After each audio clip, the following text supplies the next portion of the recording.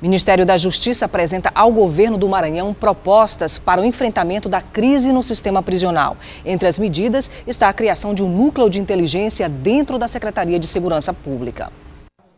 Integrantes dos 3 poderes do Maranhão e autoridades participaram da reunião do Comitê de Gestão Integrada, onde fizeram um balanço das decisões e medidas mais recentes adotadas para diminuir a violência e melhorar o sistema penitenciário maranhense. A governadora do estado, Rosiana Sarney, destacou a transferência de presos considerados de alta periculosidade para presídios federais. Olha, além da formação do comitê, nós temos várias medidas que foram tomadas, como, por exemplo, essa ida dos presos mais perigosos para os presídios federais, né?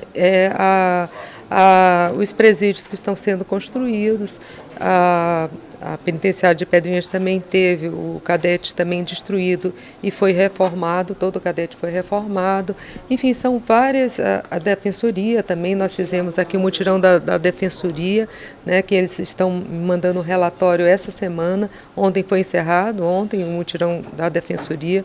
Acredito que agora nós vamos ter um planejamento sempre, durante todo o tempo, dos defensores para que analisem cada situação dos presos que lá se encontrem, né? A governadora também se pronunciou sobre a investigação de um preso que foi transferido, mas estava cumprindo pena na capital em regime semiaberto. Aconteceu um episódio que nós estamos discutindo nesse momento agora, que tinha um preso que não foi, que estava em regime semiaberto. Quando pedi a explicação por que ele era tão perigoso, por que estava em regime semiaberto, é porque ele tinha outros processos. Esse processo estava sendo ainda analisado secretamente e ele só estava em regime semiaberto por outro processo que ele respondia. Então, por isso é que ele estava em regime semiaberto, mas nós já estamos na captura desse preso. Ainda na pauta da reunião, foi apresentado a minuta do regimento do Conselho Penitenciário e o relatório prévio do mutirão carcerário. O documento final vai ser entregue em 15 dias. Foi anunciado ainda a contratação de mais defensores públicos. As ações estão sendo acompanhadas pelo defensor-geral do Estado, Aldir Melo Filho. A necessidade de defensores tem sido apontada de uma forma muito recorrente por todas as autoridades públicas locais e também nacionais, né? O estado do Maranhão cresceu em número de defensores nos últimos 3 anos, mas é evidente que, considerando as extensões territoriais do estado, o grande número de promotores e juízes em atuação, o grande número de comarcas, há necessidade sim de se investir continuamente na política pública de acesso à justiça, de modo a que se possa ter defensores públicos em número proporcional a de juízes e de promotores em todas as comarcas do estado. Como um desdobramento desse trabalho do mutirão, já houve o anúncio de que serão nomeados mais defensores públicos e isso certamente irá ampliar esse trabalho que já vem sendo realizado pela Defensoria Pública do Estado do Maranhão. O EMA divulga hoje à tarde o resultado do PAS 2014. Nós vamos ao vivo com a repórter Natália Macedo, que tem mais detalhes. Bom dia, Natália. Bom dia, Cristiane. Bom, a lista dos aprovados no processo seletivo de acesso à educação superior, o PAS 2014, será divulgada hoje à tarde, hoje a partir das 3 horas da tarde. 3.544 vagas foram oferecidas, sendo 3.154 na modalidade presencial e 390 na modalidade à distância, sendo distribuídos aí em todos os campos da instituição do Estado. A novidade deste ano, de acordo com a Pró-Reitoria de Graduação, é a seguinte: o candidato classificado não aprovado, ele vai poder optar aí por um outro curso dentro da área de graduação escolhida por ele. Ou seja, o candidato que fez vestibular para medicina e não passou dentro das vagas, mas foi classificado, ele vai poder aí optar por um outro curso dentro da área de saúde, por exemplo. Os critérios de participação serão detalhados em um edital que vai ser divulgado pela UEMA no próximo mês, no começo do mês de março. As matrículas dos novos alunos da Universidade Estadual do Maranhão começam já na próxima semana, no dia 24 de fevereiro. Já as aulas serão iniciadas no dia 17 de março. Cristiane. Obrigada, Natália, pelas informações. Moradores das áreas baixas do Saviana, na região Itaquibacanga, protestam contra a decisão da Prefeitura de retirar famílias da área. A decisão é baseada no laudo da Defesa Civil, que aponta o local como área de alto risco. Ivone, moradora do bairro Saviana, no Itaquibacanga, em São Luís, há mais de 20 anos, alega que o único risco são as enchentes, que podem ser causadas por problemas na barragem do Bacanga. Ela e vários moradores são contra a proposta da Prefeitura de São Luís de retirar famílias das áreas mais baixas da região, onde acontecem alagamentos, e transferi-las para apartamentos do programa Minha Casa Minha Vida, construídos na região do Piancó. O maior problema aqui é essa barragem, porque toda a água que vem desce para cá, tá? Então, se essa barragem quebrar, estamos todo mundo embaixo d'água, como aconteceu em 94. Em 94 eu já morava aqui, tá? Eu atravessei com água na barriga, de canoa, saí de dentro de casa de canoa, porque a barragem quebrou e essa área aqui todinha foi alagada. Toda. Se isso acontecer de novo, nós estamos de novo embaixo d'água. O que eles querem mesmo, na verdade, com a área? Porque a metade do bairro praticamente é nessa parte baixa. Tira daqui para fazer o quê? Já disseram que ia fazer uma área de lazer, quadra, campo, sei lá, mas se não serve para moradia, como é que vai servir para lazer? As áreas mais críticas, situadas na margem esquerda da bacia do Bacanga, somam 621 imóveis com necessidade de reassentamento, segundo o estudo feito pela Secretaria Municipal Extraordinária de Projetos Especiais, em parceria com a Defesa Civil do município. Nesse período agora, uma chuva muito intensa causa alagamento, como consequência eles vão ter perdas materiais. Também o mau funcionamento da comporta, tá? Quando ela não é operada pelo operador de uma forma eficaz. Então, se tiver uma maré alta e também uma lua cheia, então a maré vai ser alta e com isso vai causar inundação para aquela área. No primeiro momento, cerca de 250 famílias do bairro Saviana devem deixar suas residências, conforme a proposta do município. Ângela reclama que não pretende deixar sua casa para pagar o novo imóvel, mesmo que as prestações sejam menos de R$50. Eu vou matar minhas galinhas, eu vou matar meus porcos, eu vou matar minha cachorra. Vou morar onde?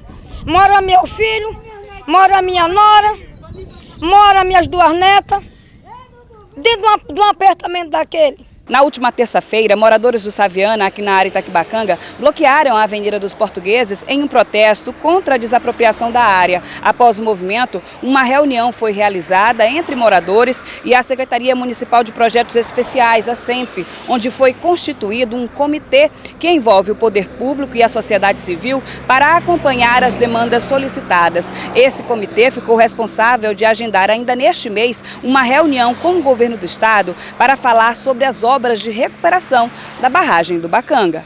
Enquanto o impasse não é resolvido, Antoniel diz que aguarda uma nova proposta da prefeitura, já que não tem condições de se mudar com a família para um apartamento. O Piancó eu não vou, porque como você pode ver, eu tenho duas senhoras doentes, não posso morar em apartamento, lá é muito pequeno e eu quero a minha indenização no valor justo para mim poder ir para o lugar que eu escolher, não para o Piancó. Mas só que quem pode morar lá, eu não discordo, que são uns apartamentos bonitos, etc, etc. Agora, se eu não posso. Agora, quem quiser ir também não discorda. Como o meu irmão vai, que ele mora só com a namorada, ele pode ir. Agora eu não posso morar lá.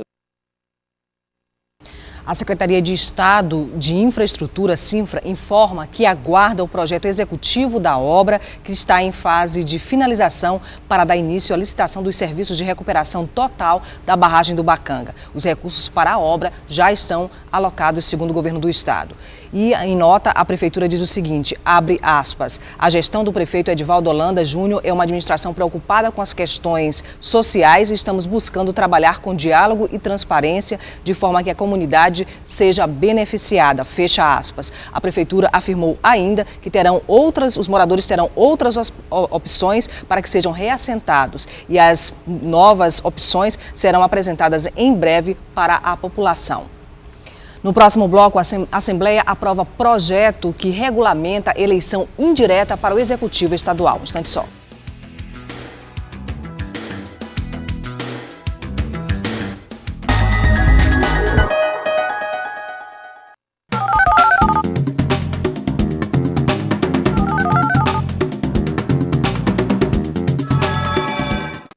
Pedestre, Garanta sua segurança atravessando sempre pela faixa. Aperte a botoeira quando houver. Aguarde sempre o semáforo para pedestres ficar verde. E quando não tiver o semáforo, faça sinal para atravessar. Olhe para todas as direções e fique atento ao sinal de seta dos carros. Evite atravessar em curvas por serem locais sem visibilidade. Crianças, segurem sempre na mão de um adulto. Pedestre inteligente evita acidente. Quando uma pessoa provoca alguém como ele na rua, não tem ideia do que ele é capaz. Sou capaz de deixar pra lá. Minha vida vale muito mais do que qualquer briga ou discussão. No Brasil, centenas de pessoas são mortas por motivos fúteis. Conte até 10.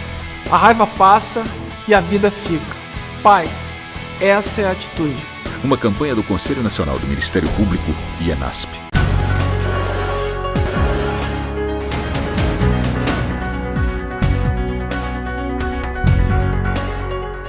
Você fica constrangido quando encontra uma pessoa com deficiência? Então, está na hora de mudar. Deficiência não é doença e essas dicas são para você. Ao encontrar uma pessoa cega, toque em seu braço e se apresente antes de começar a conversa. Para caminhar, coloque a mão da pessoa cega no seu ombro ou no cotovelo dobrado. Deixe que ela acompanhe o seu corpo e avise com antecedência sobre a existência de barreiras. Nunca faça carinho ou dê alimentos ao cão-guia. Ele está trabalhando para o cego e não pode ser distraído. O cão-guia também pode entrar em qualquer ambiente público. É um direito garantido por lei. Cidadania é saber conviver com as diferenças.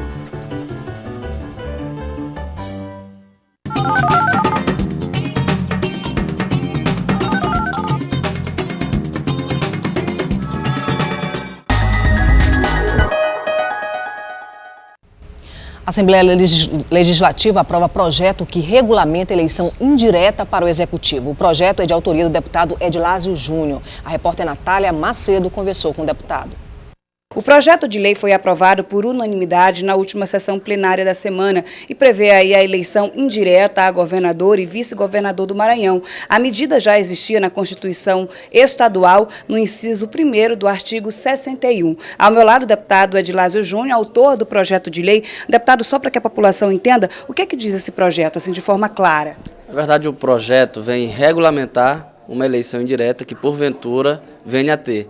A partir do momento que nós deixamos de ter a figura do vice-governador, quando o então vice-governador Washington foi para o Tribunal de Contas, a vacância deste cargo e caso a governadora saia, tenha interesse de disputar um mandato eletivo, a figura do vice que não existe mais e faltando menos de 2 anos para o término do mandato da governadora, a Constituição Federal e a nossa Constituição Estadual diz que temos que ter uma eleição indireta. E a Assembleia Legislativa ainda não tinha essa lei que regulamentava as normas para a eleição indireta. Então, esse foi o primeiro passo que nós apresentamos esse projeto. Hoje foi votado pela Comissão de Constituição e Justiça e já foi aprovado em regime de urgência no primeiro e no segundo turno. E agora a Assembleia já tem subsídios, já está preparada que, se porventura a governadora achar por bem disputar um mandato eletivo ou deixar o cargo de governadora, nós já temos o embasamento para poder fazer uma resolução e colocar em votação o nome de um ou vários candidatos em uma eleição indireta. Deputado, agora os critérios assim, para disputar essa eleição, eles já foram definidos? Não, na verdade foi definido apenas os critérios com relação à sessão, que o voto é aberto, é uma sessão pública.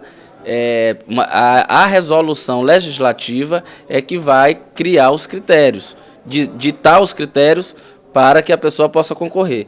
E isso, a gente só pode ter essa resolução no momento que passar a existir a eleição indireta. A gente não pode criar uma resolução sem existir o fato. Se porventura a governadora sair, aí sim, aí a mesa da casa vai baixar uma resolução, que essa resolução tem que ser aprovada pelo plenário, ditando as regras e os pré-requisitos para os candidatos que queiram concorrer à eleição indireta. Deputada Edilásio Júnior, muito obrigada pelos esclarecimentos. Natália Macedo, para a TV Assembleia. Obrigada, Natália. Para falar sobre este assunto, a gente conversa agora com o consultor legislativo Carlos Eduardo Lula. Bom dia. Bom dia. Seja bem-vindo novamente aqui ao Portal da Assembleia. Bom, Lula, o deputado Edilásio falou de maneira didática, né, tudo que está acontecendo e o que deve acontecer com essa resolução, caso, né, essa eleição seja de fato necessária. É a primeira vez aí, depois da Constituição de 89 que há necessidade para se fazer valer, né, esse projeto de lei? Isso. A gente está tratando, na verdade, de uma situação excepcional. Tanto que havia previsão da eleição indireta no texto da Constituição do Estado, desde 89, mas nunca tinha havido a lei para regulamentar essa situação. E agora, com a ida do vice-governador Washington para o Tribunal de Contas e a possibilidade da governadora Rosiana renunciar, caso queira disputar um mandato eletivo nas eleições que se avizinham, haveria essa possibilidade de se realizar a eleição indireta para preencher o restante do mandato, que a gente chama de mandato tampão. Então, esses 8 meses que restariam, o Estado não podia ficar vago, não podia ficar vazio. Então, fazia-se necessário se ter a lei para regulamentar tal situação. Bom, agora, de fato, essa resolução legislativa, ela só acontece, né, ela só vai acontecer se a governadora Rosiana Sarney sair do cargo. Né? Isso, muito provavelmente, a gente ainda vai ter uma antecipação disso. A gente teve a lei, havendo sanção da lei, me parece que a gente vai até antecipar a resolução legislativa já para tratar dessa situação. Porque, veja só, a governadora Rosiana ela pode renunciar, caso queira disputar algum cargo, até o dia 4 de abril do presente ano. Em 30 dias, a Assembleia já se vê obrigada a realizar um processo de eleição indireta. Então, me parece que a Assembleia vai querer antecipar, para não fazer as regras do jogo já com durante o jogo. Ela vai querer se antecipar e fazer esse regramento antes. Então, me parece que assim, logo após a sanção desse projeto, me parece que é algo natural que a Assembleia já tente estabelecer e fazer a votação no plenário da resolução legislativa que vai traçar as regras específicas da eleição. Agora, Lula, a gente pode dizer que esse jogo de bastidores ele já começou há um bom tempo? Ele já começou há um bom tempo, né? E de fato não é algo simples. Mesmo a redação do projeto de lei, sujeita a grandes discussões, houve 2 pedidos de vista, ficou desde a sessão de terça, isso não é comum acontecer, quando a CCJ é chamada para dar seu parecer sobre o projeto. Em geral, a gente tem a solução naquele mesmo dia, e a gente teve aí a semana inteira para tentar chegar a um consenso. O projeto, inclusive, sofreu 2 emendas, né? Tamanha polêmica e tamanho o embate nos bastidores para a resolução e para a solução desse conflito. Quando a gente fala de jogo de bastidores também, a questão das articulações, para quem seriam, né, esses protagonistas dessa eleição? Lógico, há muitos interessados. Isso é importante que se diga, e esse é um ponto que com certeza vai ser tratado na resolução. A gente tem uma indefinição. É tão específica essa situação que mesmo o Supremo Tribunal Federal, a gente não tem uma solução pacífica quanto a esse ponto. Porque a gente sabe hoje, que a gente pode dizer com clareza e com certeza, para ser candidato, a pessoa teria que ter mais de 30 anos, que é a idade mínima para ser governador. A gente vai ter uma eleição de chapa completa, que vai ser governador e vice-governador, e isso influi muito na solução final, no arranjo político desse conflito. Mais do que isso, a pessoa também tem que ter 1 ano de filiação ao partido político, na data da eleição. Com isso, a gente tem um outro questionamento, e os prazos de desincompatibilização? Um secretário que venha a ser candidato, ele pode ser, se ele não se desincompatibilizou 6 meses antes? Do cargo. Essa é uma pergunta que juridicamente a gente não tem certeza. Por quê? A gente tem uma decisão do Supremo Tribunal Federal, na ADIM 1057, que resolvendo o caso da Bahia, uma eleição direta que ocorreu na Bahia, disse que os casos de inelegibilidade da Lei Complementar 64 se aplicam de pleno direito na eleição indireta. O que o Supremo quis dizer com isso? Olha, se alguém quiser se desincompatibilizar, o prazo é da Lei Complementar 64, então teria que ser de 6 meses. Mas, ao mesmo tempo, passado, porque essa já foi a decisão que o Supremo tomou há alguns anos, o TSE tem entendido que nos casos de eleição indireta decorrente de vacância por causa eleitoral, o prazo seria de 24 horas a partir da definição dos candidatos. Então, vejam que mesmo o Supremo e o Tribunal Superior Eleitoral, eles têm decisões conflitantes sobre esse tema. e é algo que a Assembleia vai ter que se posicionar futuramente. E isso pode gerar conflitos aí nessa eleição indireta, né? E isso pode gerar duas posições. Por conta dessas duas diferenciadas, posições, logicamente, isso influi no jogo dos bastidores, né? Há muitos interessados em querer ser governador, ainda que... Inclusive hoje em cargos de executivo, né? Hoje pessoas no cargo de gestão do executivo. Então, há muitos interessados em querer ser governador, inclusive esse duelo de argumentos jurídicos vai ser levado em conta com certeza também para a elaboração da futura resolução.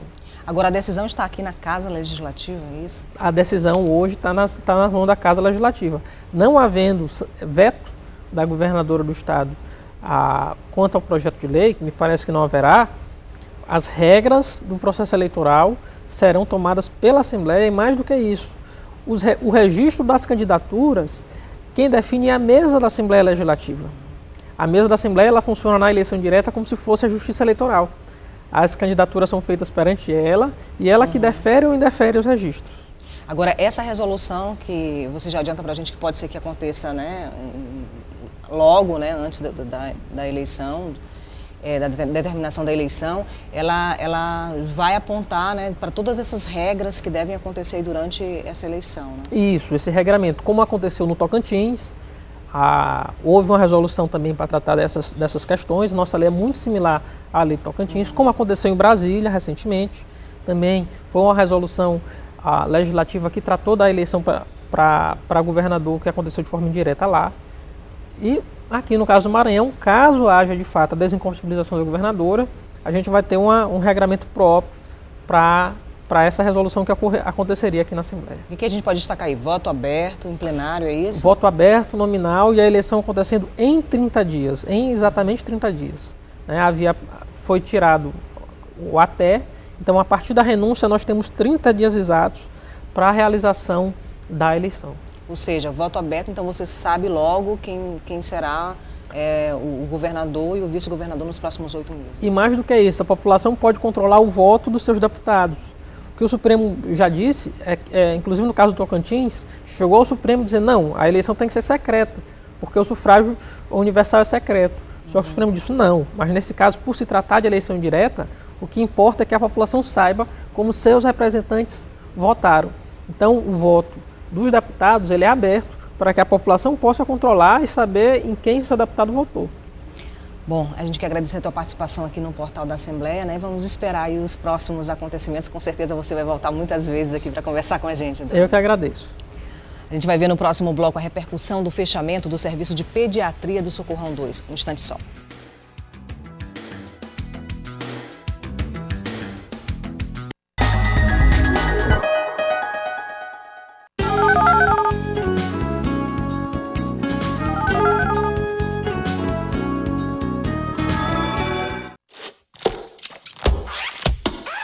Saúde na escola, vai mostrar agora que a nossa alimentação merece atenção. Saúde na escola é pra toda hora cuidar da nossa visão. É a melhor lição. Participe das ações do programa Saúde na Escola 2013. Cuidados com a visão, alimentação adequada e atividades físicas. Tudo no ritmo certo. Governo Federal.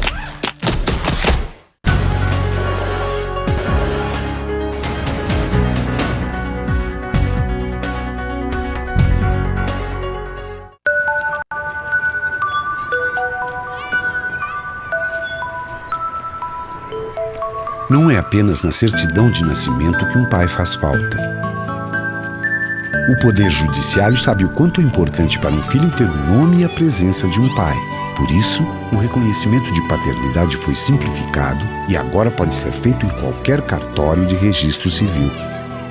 Pai presente, o reconhecimento que todo filho espera. Os debates, discursos, votações, o dia a dia do Parlamento Maranhense, você acompanha na TV Assembleia. Direto do plenário na Gibe Eitel, fique ligado nas transmissões das sessões plenárias, segunda às 4 da tarde e de terça a quinta, 9h30 da manhã, com reprise às 6 da tarde. TV Assembleia, o Legislativo até você.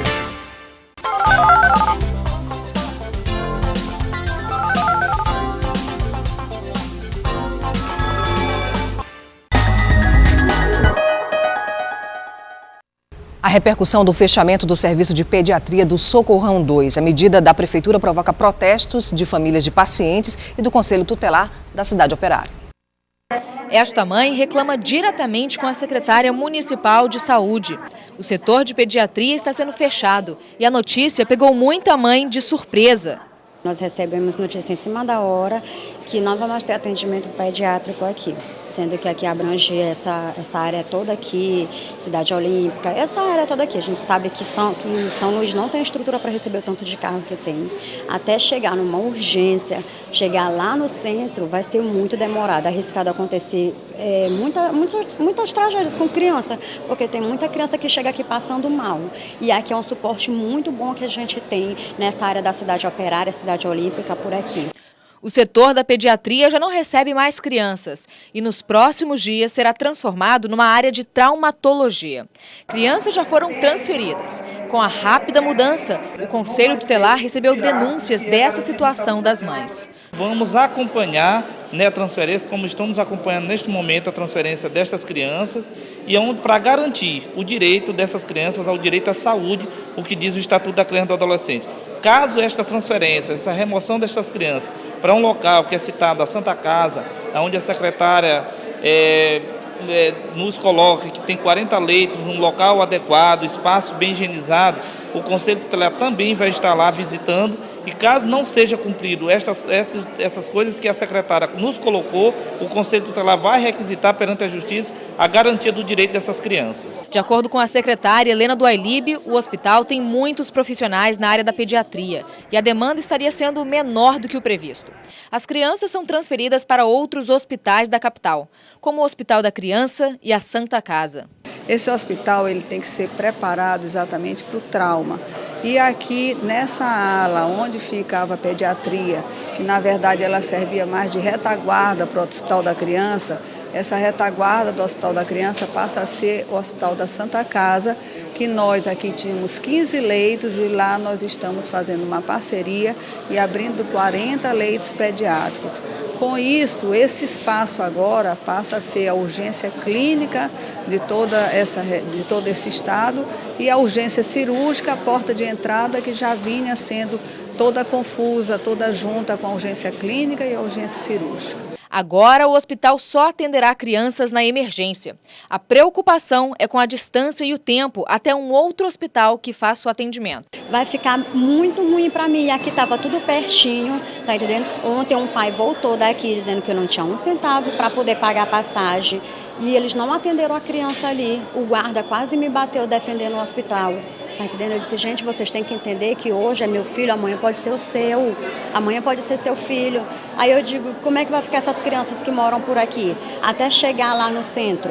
Se alguma criança dessa for prejudicada no atendimento devido a essa transferência para outro hospital, com certeza o Conselho Tutelar vai buscar o que preconiza o Estatuto da Criança e do Adolescente, responsabilizar a secretaria, na pessoa da secretária, porque ela nos passou que garantiu o direito dessa saúde às crianças. Se não acontecer, nós vamos responsabilizar perante o Ministério Público essa responsabilidade. A secretária garante que não haverá prejuízos à saúde e que a decisão visa a melhoria do atendimento em toda a capital.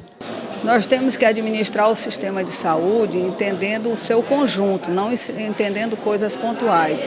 Então aqui, apesar de estruturado, com uma equipe muito boa, mas ele estava subutilizado. Só para vocês entenderem, a média de cirurgias pediátricas ao mês é de 4 a 5. E nós temos aqui 9 cirurgiões pediátricos. Então nós precisamos redimensionar isso para que todo o sistema seja bem atendido. Oficinas de marcenaria vão fazer parte da rotina de jovens que cumprem medidas socioeducativas no estado. Durante o lançamento do projeto, foi anunciada a construção de uma nova unidade da FUNAC.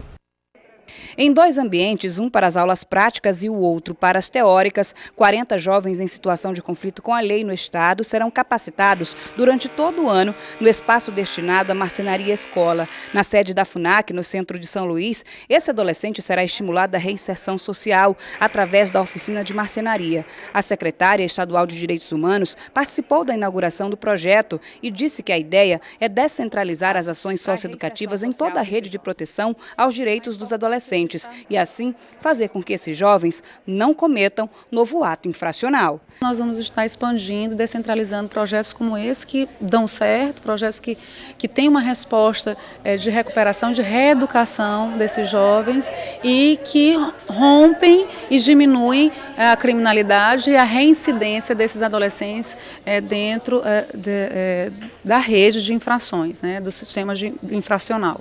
O curso, em parceria com o Senai e a Alumar, começa no mês de março. Com carga horária de 200 horas, dará ênfase para a educação profissional em marcenaria, promoção humana e inserção dos adolescentes no mercado de trabalho. É um projeto em que vai trabalhar a profissionalização de jovens, 40 jovens trabalhando para uma nova oportunidade, para a mudança de vida. Nós acreditamos nessa mudança de vida e nós queremos fazer parte dela. Nós temos um compromisso social e nós sabemos que esse é um projeto que realmente vai impactar a vida de pessoas que precisam, pessoas que podem realmente investir, se profissionalizar, tanto como profissional liberal, tanto como empregado de alguma empresa, e que isso pode fazer realmente diferença na vida deles. No Maranhão, atualmente, são 117 jovens em situação de conflito com a lei, distribuídos em 7 unidades, 5 em São Luís e 2 em Imperatriz, interior do estado. Durante a apresentação do espaço da Marcenaria Escola, a presidente da FUNAC anunciou que até o mês de março, um edital será publicado de licitação para a construção de uma nova unidade de internação na região metropolitana de São Luís, com capacidade para 70 jovens. Nós estamos acreditando muito com a reforma de 2 unidades, mas a construção de uma unidade na região metropolitana para atender 70 adolescentes, Essa informação é uma informação de primeira mão, porque nós vamos, a partir de março, já lançar o edital para a construção da unidade de internação da região metropolitana. Seu Moisés é um instrutor da marcenaria da FUNAC há 38 anos. Para ele, o sucesso de todo o sistema socioeducativo depende de investimento e também de um novo olhar para esse jovem em desenvolvimento, uma esperança que também pode nascer da confecção e reforma de móveis. 38 anos que a gente trabalha aqui que eu sou instrutor da FUNAC. Então, cada turma que chega é como se fosse um raiar de sol, é uma nova turma e uma nova esperança para a gente. O Sindicato das Autoescolas participa de mobilização nacional por conta da exigência do uso do simulador no processo de formação de novos motoristas. As autoescolas reclamam da taxa cobrada para a manutenção do simulador. A longa fila dos carros de autoescolas deixou o trânsito lento. Eles protestavam. O Sindicato das Autoescolas do Maranhão, Sindaúma, faz parte de uma mobilização que acontece também em outros estados. Durante o trajeto, o trânsito ficou lento e eles foram acompanhados por agentes da Secretaria Municipal de Trânsito e Transportes. As autoescolas reclamam do valor da manutenção do simulador e do número de empresas que pode comercializar o equipamento, que custa, em média, R$30 mil. O que nós esperamos é que tenha mais oportunidade de outras empresas participarem, ter uma concorrência limpa, transparente, para que possa baixar o preço dessa ferramenta que é muito cara hoje em nosso país. E o pior de tudo é a manutenção que estão cobrando. Estão cobrando uma mensalidade de R$1.500 a R$2.000 por mês. Então, isso é manter um sócio dentro das nossas empresas. Isso nós não vamos aceitar. As aulas obrigatórias custarão em torno de R$250 a mais aos novos condutores. O Conselho Nacional de Trânsito, CONTRAN, determinou que todos os alunos que vão tirar a primeira habilitação, categoria B, para carros, tenham obrigatoriamente 5 aulas em simuladores de direção veicular. O prazo era 30 de junho de 2013 e foi adiado para 31 de dezembro de 2013. Cada aula deve ter meia hora e devem ser ministradas antes da expedição da licença para dirigir durante aulas práticas, a licença para aprendizagem de direção veicular. Na capital, apenas 2 autoescolas já adquiriram e uma delas já recebeu equipamento. 68 autoescolas são credenciadas pelo sindicato. No Maranhão, eles também reclamam do prazo de entrega de 120 dias. O destino deste protesto é a Assembleia Legislativa. Aqui na Assembleia Legislativa já apareceu uma pessoa para nos levar a formar uma comissão para falar com alguns gestores aqui, alguns deputados estaduais, que a maioria dos nossos deputados são ligados à bancada federal, e nós precisamos disso, de apoio na bancada federal para que possa rever a resolução do simulador de trânsito. No final da manhã da quinta-feira, os proprietários de autoescolas foram recebidos pelo presidente da Assembleia Legislativa, deputado Arnaldo Melo, e por uma comissão de deputados, entre eles César Pires e Rigo Teles. Segundo o presidente do Sindicato das Autoescolas do Maranhão, Ramiro Aguiar, os deputados estaduais manifestaram apoio às reivindicações da categoria com relação à obrigatoriedade do simulador e prometeram articular um diálogo com a bancada federal sobre o assunto. No dia 18 deste mês, uma comitiva de proprietários de autoescolas do estado vai até Brasília para participar de uma manifestação nacional em frente ao Senado Federal. O Portal da Assembleia vai ficando por aqui, a gente volta na próxima segunda-feira, no mesmo horário, e você fica durante todo o final de semana com a nossa programação. Lembrando que na segunda-feira é o dia do Legislativo, com sessão solene aqui na Casa Legislativa e também a inauguração do Complexo de Comunicação da Assembleia Legislativa. Um ótimo final de semana para você e até segunda.